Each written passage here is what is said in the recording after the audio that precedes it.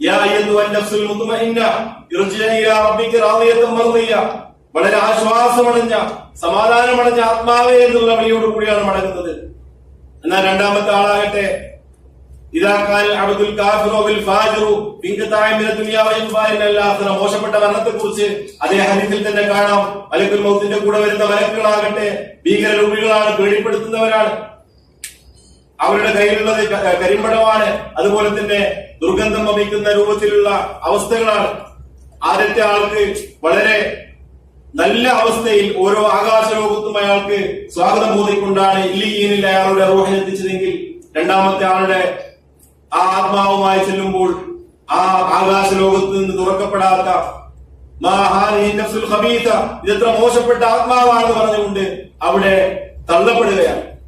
അല്ലാഹു കാത്തുരക്ഷിക്കുമാറാകട്ടെ. അത് പറഞ്ഞുകൊണ്ട് പറഞ്ഞു, ഇതിനു വേണ്ടി നിങ്ങൾ ഒരുങ്ങുക, നമ്മൾ അതിനു വേണ്ടി ഒരുങ്ങേണ്ടതുണ്ട്.